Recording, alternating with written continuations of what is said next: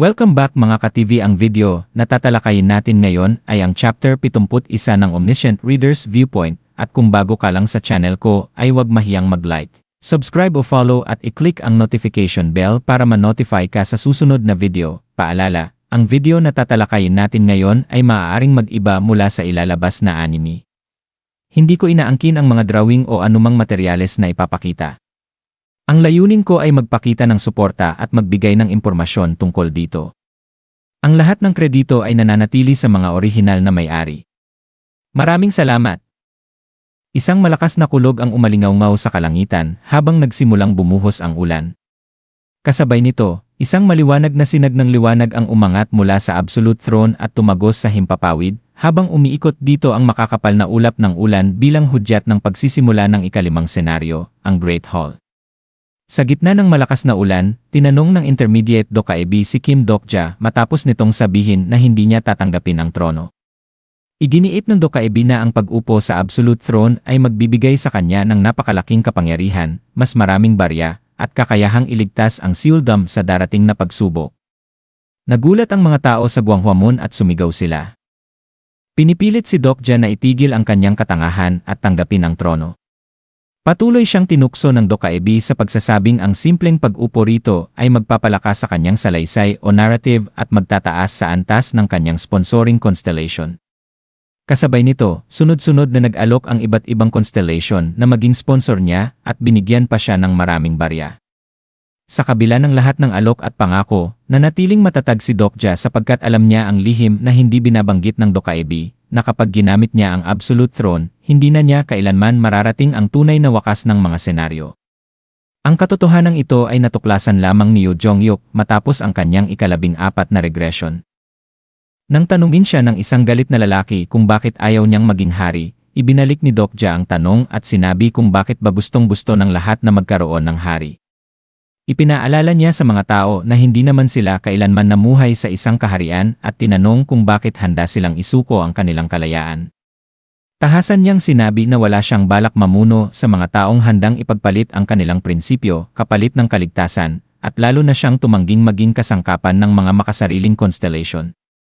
Sa halip na angkinin ang trono, ipinahayag niyang hindi niya hahayaang may ibang umupo rito. Pagkatapos ay hinarap niya ang mga tao at ang mga constellation.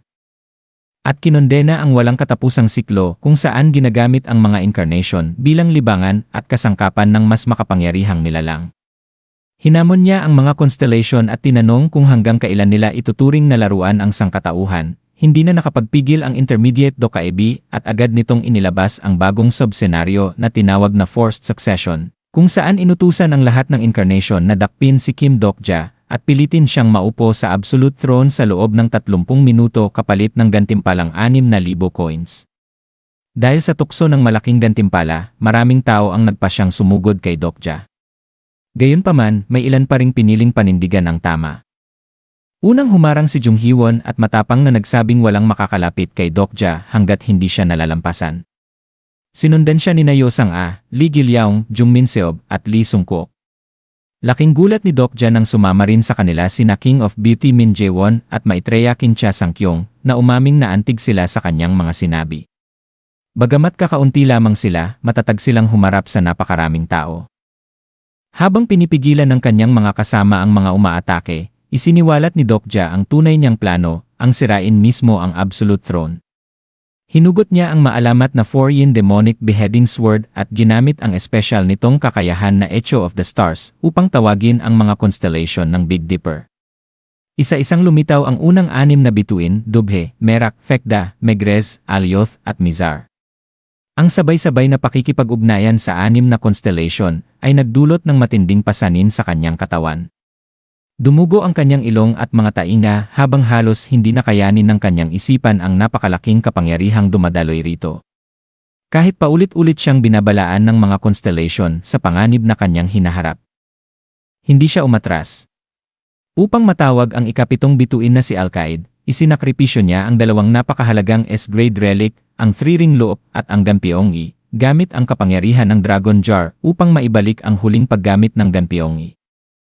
Nang tuluyang magtipon ang 7 bituin ng Big Dipper, isa lamang ang hiniling ni Dokja sa kanila, ang kanilang mga espada. Hindi niya layuning labanan ang Diyos na lumikha sa absolute throne kundi putulin lamang ang ugnayan nito sa may-ari nito.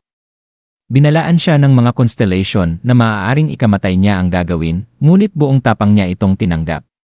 Bilang paggalang sa kanyang matibay na paninindigan, binago ng 7 bituin ang Fourian demonic beheading sword at ginawa itong isang tunay na star relic na nababalot ng nagliliyab na apoy.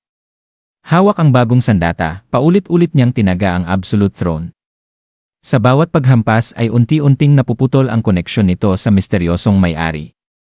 Habang ang espada mismo ay nagsisimula ring mabasag dahil sa sobrang lakas ng puwersang bumabalot dito. Hindi inalintana ni Dokja ang pagkawasak ng kanyang sandata at ipinagpatuloy ang pag-atake hanggang sa tuluyang maputol ang ugnayan ng trono sa unknown god. Sa sandaling iyon, ang dating banal na trono ay naging isang ordinaryong upuan na lamang. Naggitngit sa galit ang intermediate Dokaibi nang biglang matapos ang sub-senaryo. Gayunpaman, hindi pa tapos ang pagsubok ni Dokja. Ang napakalaking bigat ng probability o posibilidad ay bumagsak sa kanyang katawan. Bumuga siya ng maraming dugo habang tila sinusubukang tanggihan ng mismong mundo ang kanyang ginawa. Habang halos mawalan na siya ng malay, isa-isang lumitaw ang mga constellation upang tulungan siya. Sina Maritime War God, Bald General of Justice, Last Hero of Huang Sanbiol, Lady of the Brocade Sleep, at marami pang iba ay kusang nagbahagi ng pasaning dapat sanay siya lamang ang magdadala. Dahil sa kanilang suporta, ang isang pangyayaring imposibleng mangyari ay naging katanggap-tanggap sa daloy ng kwento ng mundo. Maging ang Big Dipper ay ipinagpatuloy ang pagbibigay sa kanya ng kanilang lakas. Bilang pagkilala sa kanyang paninindigan, tinawag siya ng mga constellation bilang hari ng isang mundong walang hari. Isang pinunong tumangging mamuno sa pamamagitan ng kapangyarihan, ngunit nagbigay inspirasyon sa iba sa pamamagitan ng kanyang mga paniniwala. Sa huli, napilitang tapusin ang ika-4 na senaryo dahil sa hindi inaasahang pangyayari. Sa ilalim ng magulong kalangitan ng Great Hall, duguan at halos mawalan ng malay si Dokja habang nilapitan siya ng galit na intermediate Dokaibi at isinumpang pagsisisihan niya ang kanyang ginawa habang siya ay nabubuhay. Sa halip na matakot, mahina siyang ngumiti dahil alam niyang ang mga salitang iyon ay tanda ng kanyang tagumpay. Makalipas ang ilang sandali, inanunsyo ng sistema na nakamit niya ang isang natatanging tagumpay na hindi pa kailanman naabot ng sinuman. Isinilang ang kanyang bagong narrative na pinamagat ang hari ng isang mundong walang hari, at natamo rin niya ang posibilidad na magkaroon ng isang bagong stigma. Hindi tulad ni Yu Jongyuk, alam ni Kim Dokja na wala na siyang susunod na regression. Wala nang panibagong pagkakataon o panibagong simula. Sa mundong ito lamang niya tatahakin ang kanyang landas hanggang sa marating niya ang tunay na wakas ng kwento, at iyon na para sa kabanata ngayong araw.